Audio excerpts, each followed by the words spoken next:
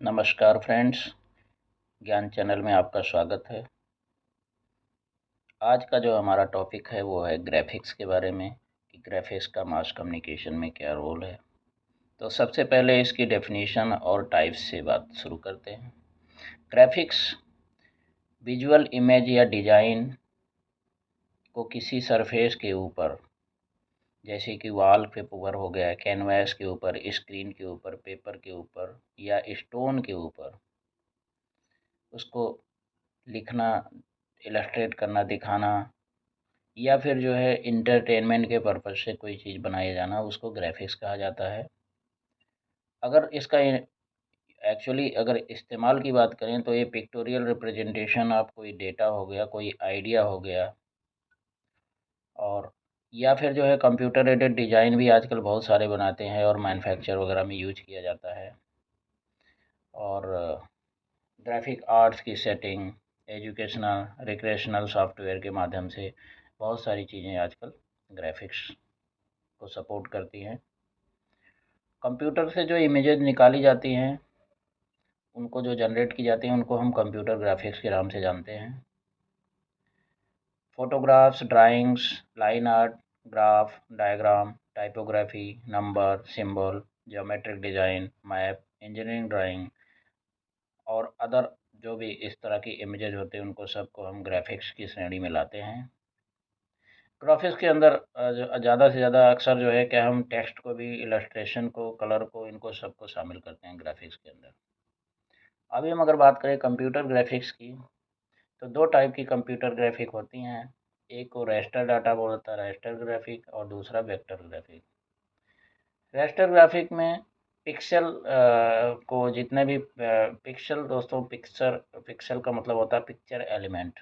तो picture element जो होता है, इसको जैसे किसी चीज़ का एक यूनिट होता है, तो उसी तरह से ये सबसे, जैसे एटम जो है सबसे छोटी इकाई है किसी भी चीज़ का, किसी भी द्रव्य का, किसी भी मेटल का, और कोई भी चीज़ है जो एलिमेंट है। तो उसी तरह से जो पिक्सल होता है वो पिक्चर एलिमेंट होता है, ये सबसे छोटा उसका एक यूनिट होता है। एक एक पिक्सल, छोटे छोटे पिक्सल से मिल करके ही आपका जो है पूरा एक स्क्रीन में पूरा वीडियो या जो भी चीज़ देखते हैं वो आता है। तो हर एक पिक्सल को अलग अलग डिफाइन करता है। जबकि वेक्टर ग्राफिक बात करें तो इसमें मैथमेटिकल फार्मूलाज को यूज करके लाइन और शेप्स को ड्रा किया जाता है, और उसके हिसाब से इसको ग्राफिक्स को प्रोड्यूस किया जाता है। वेक्टर्स में सबसे बड़ा फ़ायदा यही होता है कि इसका शार्पनेस कभी भी आप देखेंगे कम नहीं होता है।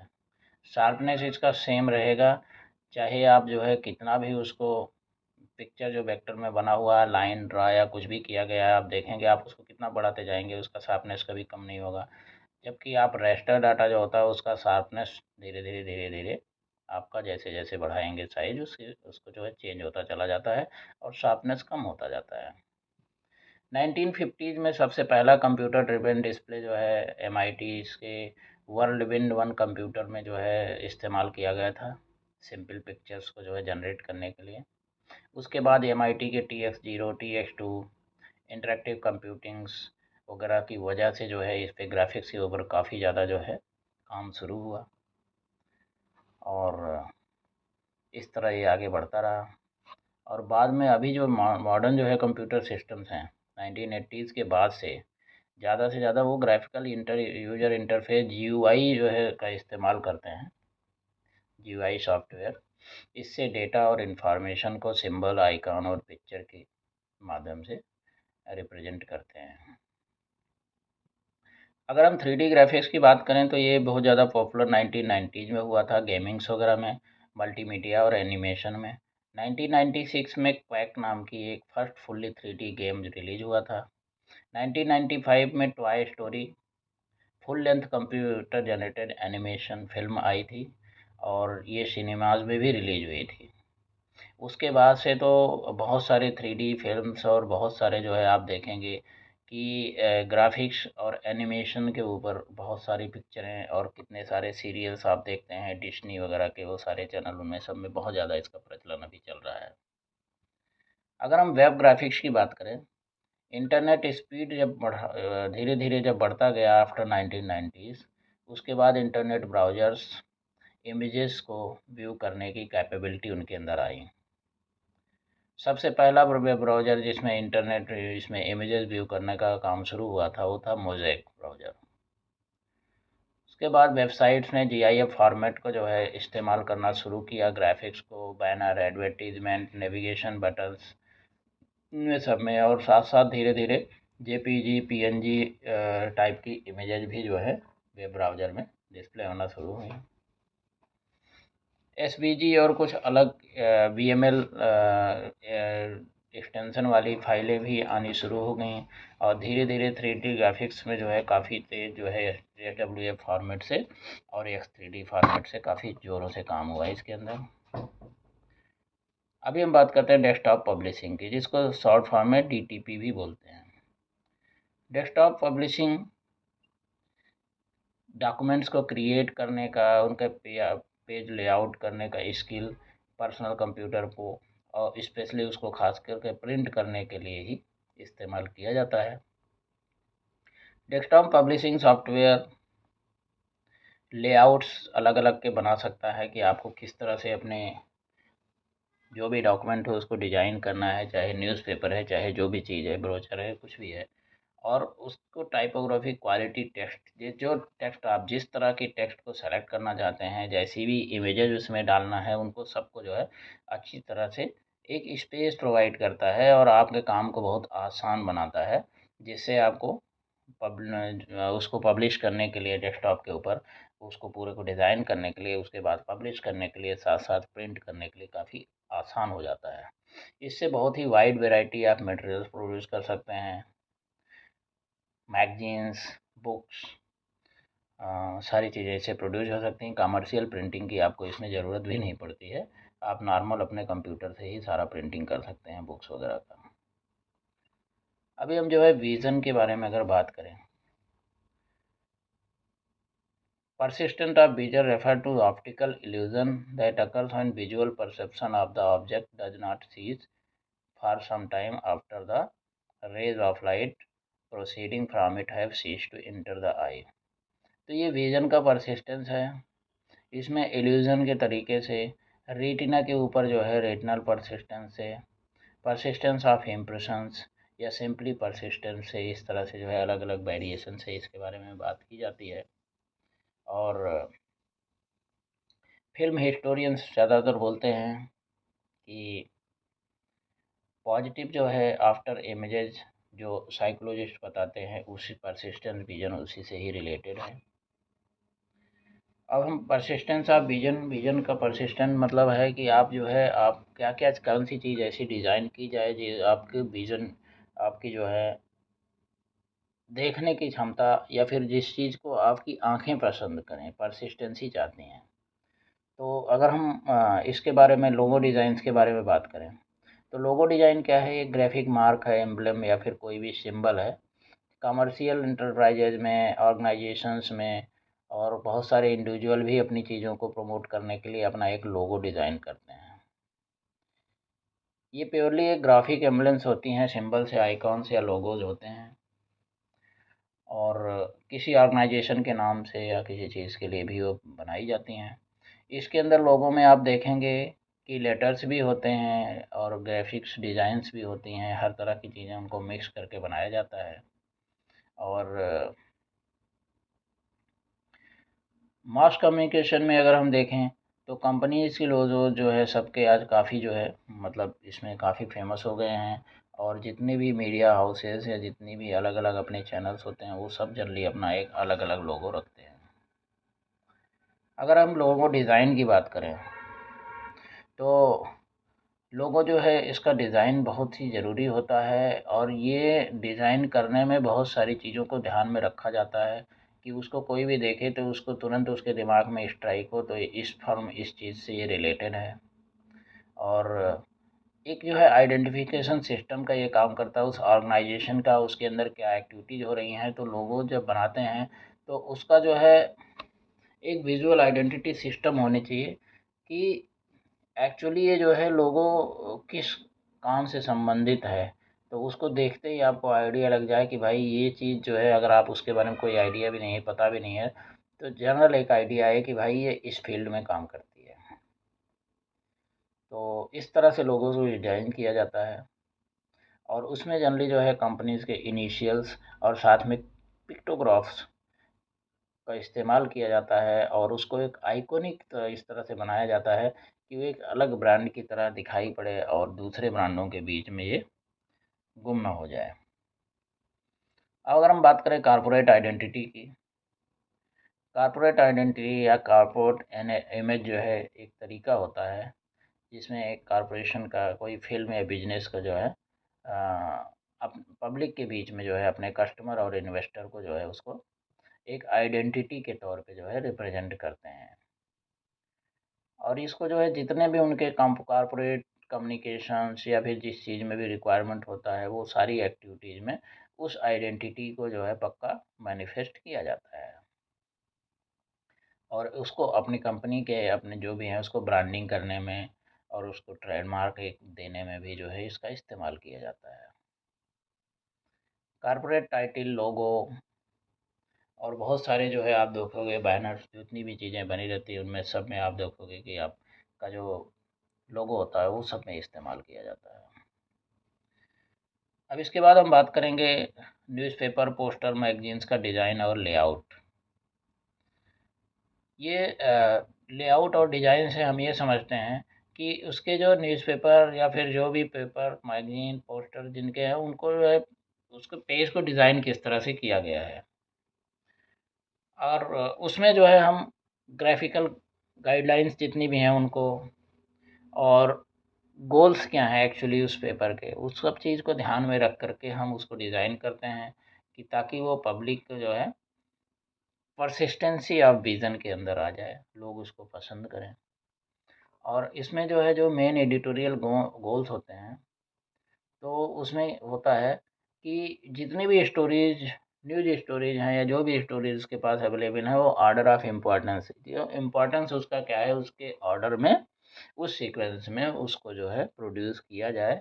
अगर फर्स्ट पेज में जो बहुत इंपॉर्टेंट चीज़ें हैं उनको फर्स्ट पेज में पक्का जगह दी जाए और बाकी चीज़ों को उसी हिसाब से जो है पेज के अंदर सेटिंग किया जाए। इसके अंदर ग्राफ़िकल कंसिडरेशन होना बहुत ज़रूरी होता है कि रीडेबिलिटी होनी चाहिए और एक बैलेंस बना होना चाहिए कि उसके अंदर ये नहीं होना चाहिए कि रीडेबिलिटी के लिए आप इतना मोटा-मोटा लिख दें कि आपका पेपर जो है बहुत सारे पेजेज़ बन जाएँ, तो वैसा भी नहीं होना चाहिए। तो पढ़ने में भी रहे और उसके बाद आपको एक बैलेंस भी बना रहे। इसी तरह से पोस्टर बहुत सारे लगाए होते हैं। अगर आप देखेंगे पोस्टर को दूर से अगर आप उसमें वर्ड से लिखे रहेंगे, बहुत छोटे-छोटे लिखे रहेंगे, तो फिर उसको आप अगर पढ़ नहीं पाएँगे तो उसका कोई फ़ायदा नहीं होता क्योंकि हम उसको पूरी अच्छी तरह से इस्तेमाल नहीं कर सकते हैं। अपने व्यूज़ को पूरी तरह से पब्लिक के सामने नहीं रख सकते हैं, तो इसलिए जो चीज़ें लिखी जाती हैं उसके अंदर वो एक बैलेंस बना के रखना चाहिए कि ताकि वो जो है, जो भी आप कंटेंट उसमें लिख के देना चाहते हैं, वो लोगों तक पहुँचे भी। अब इसका डिज़ाइनिंग का जो है प्रोसेस जो होता है उसमें जनरली जो है डेस्कटॉप पब्लिशिंग सॉफ्टवेयर का इस्तेमाल किया जाता है सारे एलिमेंट्स को पेजेस के ऊपर जो है अरेंज करने के लिए। शुरू में जब डिजिटल पेजिनेशन नहीं था तो उसमें जो है लोग लेआउट डम्मीज़ बना के रखते थे और उसके हिसाब से जो है पेजेस को लेआउट करते थे। लेकिन लेआउट डम्मी का सबसे बड़ा प्रॉब्लम यही होता था उसके कॉलम बिट्स को बार-बार जो है कंटेंट के हिसाब से उस अरेंज करना पड़ता था और सेट करना पड़ता था, तो उसमें बहुत दिक्कत होती थी। लेकिन अब जो है टेक्नोलॉजी के साथ जब कंप्यूटर्स वगैरह का काफ़ी ज़्यादा डेवलपमेंट हो गया तो अब जो है ये सब चीज़ें काफ़ी आसान हो गई हैं, डिज़ाइन को कभी भी आप कहीं भी चेंज करो, तो आपको ज़्यादा प्रॉब्लम नहीं होती है। डिज़ाइन ऑप्शंस की अगर हम बात करें तो डिज़ाइनर्स जो है फ़ोटो साइज़ेज़ और हेडलाइंस को पहले चूज़ करते हैं कि कौन-कौन सी हेडलाइन रहें, क्या फ़ोटो इम्पोर्टेंट है जो डाले जाएँगे। फिर उसके बाद वो भी देखते हैं कि किस पेज पे कौन-कौन सी आर्टिकल जाएगी और किस पेज में जो है एडिटर्स वगैरह का रिमार्क्स रहेगा। तो उसके बाद जो है स्पेशल पेजेज़ कौन से रहेंगे, उसके बाद उसका डिज़ाइन स्टाइल क्या होगा और साथ में जो है जो पेज लेआउट करते हैं, तो उसमें जो है एडवर्टाइज़मेंट्स वगैरह का पोर्शन कहाँ-कहाँ पे क्या आएगा, ये सब चीज़ें जहाँ पे जो है लोगों को विजुअल अटेंशन मिले इसको। तो ये सारी चीज़ें जो है जितना ये सब ग्राफिक डिज़ाइन का एक हिस्सा होता है, विजुअल एलिमेंट्स को जो है पेज पे अरेंजमेंट करने के लिए, जो कि इस्तेमाल किया जाता है। और इसके अंदर जो भी अपना ऑर्गेनाइजेशन है, उसकी ऑर्गेनाइजेशन की प्रिंसिपल कंपोजिशन की, उसको जो है इस्तेमाल करके ही अपने ऑब्जेक्टिव को पूरा करने का कोशिश किया जाता है। अब हम बात करते हैं डिज़ाइन एलिमेंट्स एंड चॉइसेस। तो जो भी हम डिज़ाइन करते हैं, तो इसमें एक प्रॉपर स्टाइल का इस्तेमाल किया जाता है, और उसको स्टाइल को जो है कुछ दिनों के बाद एस्टेब्लिश करते हैं, बार-बार कोई स्टाइल को चेंज नहीं किया जाता है, कंसिस्टेंसी बना रहना बहुत ज़रूरी होती है। उसमें फ़ोटोग्राफ्स वगैरह जैसे न्यूज़पेपर का प्रोडक्शन होता है, तो उसमें स्टोरीज़ के साथ फ़ोटोग्राफ को डालना, तो उसको सबको बहुत ही अच्छी तरीके से जो है फ़ोटो एडिटर सॉफ्टवेयर या लेआउट एडिटर सॉफ्टवेयर की मदद से उसको अच्छी तरह से उसको एडिट करके और अच्छी तरह उसको प्लेसिंग की जाती है। फाइनल लेआउट में स्टोरीज़ अच्छी तरह सेट हो जाए, उसके लिए लेआउट एडिटर वगैरह का इस्तेमाल करते हैं, और छोटा-मोटा अगर एडजस्टमेंट करना होता है टाइपोग्राफ़ी एलिमेंट्स में, तो फिर फ़ॉन्ट साइज़ इन सब चीज़ों को एडजस्ट करके उसमें सेट किया जाता है। फ़ॉन्ट और साइज़ का क्या रेलेवेंस है? टाइपोग्राफ़ी में जो है इसका इम्पोर्टेंस अक्सर जो है इसको ओवरलुक लोग कर देते हैं, लेकिन ये बहुत ही इम्पोर्टेंट है, स्पेशली प्रिंटेड मार्केटिंग मटेरियल में। लीफ़लेट हो गए, पोस्टर हो गए, अगर इसमें आपको जो है रीडर फ्रेंडली अगर नहीं रखेंगे, लोगों को ऐसे वर्ड आपने ऐसे फ़ॉन्ट आपने सेलेक्ट कर लिए जो कि लोगों को पढ़ने में प्रॉब्लम आ रही हैं, तो फिर उसमें लोगों का उससे ध्यान भटक जाता है और लोगों का इंटरेस्ट भी कम हो जाता है। साथ-साथ इसमें फीलिंग्स और इमोशंस को भी अच्छी तरह से टाइपोग्राफ़ी में आपको डालने की ज़रूरत होती है, जब मैसेज जो देते हैं उसके अंदर, कि ताकि लोगों को जो है एक उसके साथ एक अटैचमेंट महसूस हो और उनको अच्छा फ़ील हो। इसके साथ-साथ जो है आपने ये भी करना है कि आँखों की फटीग नहीं होना चाहिए। मैंने जो बताया अभी कि जो है उसका साइज़ वग़ैरह जो है वो इस तरह से डिज़ाइन करना है कि आपने पोस्टर एक लगा दिया, छोटा-सा पोस्टर कहीं चिपका दिया। अब दूर से लोग जा रहे हैं, तो आपको जो है वो पढ़ने में नहीं आएगा, तो उसका कोई फ़ायदा नहीं है। इसलिए जो है उसका साइज़, फ़ॉन्ट और ये सारी चीज़ें बहुत मैटर रखती हैं, कि कितना बड़ा फ़ॉन्ट रहेगा कि ताकि लोग दूर से पढ़ सकें। और साथ में आपका जो मैसेज होना चाहिए वो इस तरह से डिज़ाइन किया हो कि वो जो है एकदम फर्स्ट इम्प्रेशन देना चाहिए, और मैसेज को क्या मैसेज कहना चाहता है वो बिल्कुल जो है क्लियर होना चाहिए। इससे आपका जो है क्रेडिबिलिटी और ट्रस्टवर्दीनेस भी जो है इससे बढ़ा देगा वो। अभी फ़ॉन्ट के जो मेन टाइप्स होते हैं जो इस्तेमाल किए जाते हैं, उनके बारे में बात करते हैं, तो आप देखेंगे एक सेरिफ़ फ़ॉन्ट होता है। सेरिफ़ क्या होता है? ये स्लाइड प्रोजेक्शन होता है स्ट्रोक के एंड में, और वो जो है लेटर्स के बॉटम में जनरली जो है वो दिखाई पड़ता है। तो कई जगह पे इसमें जो है टाइम्स न्यू रोमन वगैरह जो होते हैं, इनके अंदर जो है ये इस्तेमाल होता है, और ये जो है बहुत अच्छा जो है मतलब फ़ॉन्ट माना जाता है। इसको ईज़ी फ़ॉन्ट माना जाता है, पढ़ने के लिए भी आँखों के लिए काफ़ी आसान होता है। इसी के साथ एक सैंस सेरिफ़ होता है, और इसमें जो सेरिफ़ वाला जो नीचे जो होता है वो नहीं होता है, और स्ट्रीमलाइन फ़ील देता है ये, और थोड़ा-सा जो है साइज़ेज़ इसकी छोटी होती हैं, और ये पढ़ने में थोड़ा हार्ड होता है। इसमें इमोशंस वगैरह को इवोक करने के लिए इस्तेमाल किया जाता है, जैसे कि सिंप्लिसिटी, लग्ज़री और एक्सक्लूसिविटी। तो ये बहुत सारे जो है ब्रांड्स जो है इसीलिए इसको यूज़ करते हैं, और एप्पल ने भी जो है अपने मार्केटिंग में पूरा सैंस सेरिफ का ही इस्तेमाल किया है। इसके अलावा जो स्क्रिप्ट है, ये भी जो है काफ़ी अच्छा जो है माना जाता है। हैंड लेटरिंग है, ये भी जो है उसमें अपीयर में वो हाथ के लिखने की तरह जो है ऐसे लगता है। लेकिन इन सब चीज़ों को कभी-कभी जो है पढ़ने में थोड़ा प्रॉब्लम भी होता है, तो इनको सबको आपने कौन-सा फ़ॉन्ट सेलेक्ट करना है उसको आपने प्रॉपर ध्यान में रखना है। तभी आप जो है अच्छी तरह से ऐसा वो बना पाएँगे कि ताकि लोगों के साथ जल्दी कनेक्ट हो जाएँ। अभी हम अगर कलर की बात करें, तो आरजीबी कलर का कंसेप्ट हम समझते हैं। कोई भी कलर को जो है जब प्रोजेक्ट किया जाता है, तो प्राइमरी कलर्स जो यूज़ होते हैं वो उन्हीं प्राइमरी कलर से सारे के सारे दूसरे कलर्स से उसके कॉम्बिनेशन से बनाए जाते हैं। तो आरजीबी का मतलब है कि रेड ग्रीन और ब्लू। तो रेड ग्रीन और ब्लू कलर को इस्तेमाल करके और इसमें तरह तरह के वे से जो है उसको जो है प्रोड्यूस किया जाता है, अलग अलग तरह के कलर। तो इसको जो है आरजीबी कलर बोला जाता है। आरजीबी कलर मॉडल जो होता है वो किसी चीज़ को इमेज को डिस्प्ले करने का इमेज, जैसे इलेक्ट्रॉनिक सिस्टम के अंदर टेलीविज़न हो गया, कंप्यूटर के अंदर हो गया, तो इसमें सब में जो है क्या है आरजीबी कलर का ही इस्तेमाल किया जाता है। इन 3 कलर से ही बाकी सारे के सारे कलर निकलते हैं और साथ-साथ कन्वेंशनल फ़ोटोग्राफ़ी में भी इसका इस्तेमाल किया जाता है। अभी हम अगर बात करते हैं प्रिमिटिव एडिटिव प्राइमरी कलर्स, तो कलर मिक्सिंग का इस्तेमाल करते हैं। रेड टू ग्रीन इस्तेमाल करते हैं तो उससे येलो निकल जाता है। रेड और ब्लू को करते हैं तो मैजेंटा निकल जाता है।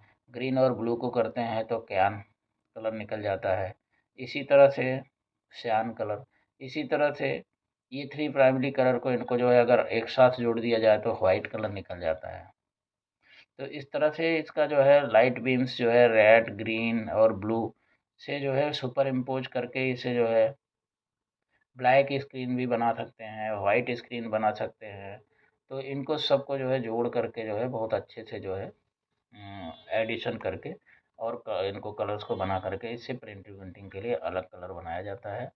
अभी उससे कलर कौन सा निकलता है, CMY के कलर मॉडल।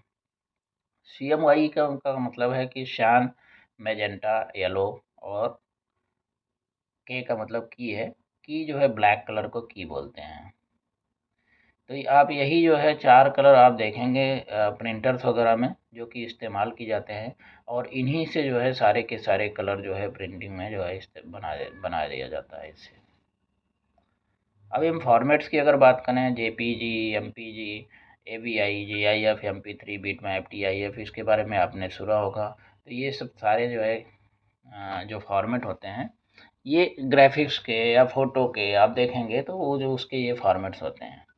तो जेपीजी जो है जेपीजी का मतलब होता है जॉइंट पिक्चर्स एक्सपर्ट्स ग्रुप।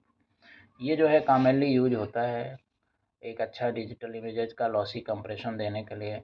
और इसमें जो है आप बहुत ही आसानी से जो है पिक्चर्स को कंप्रेस कर सकते हैं।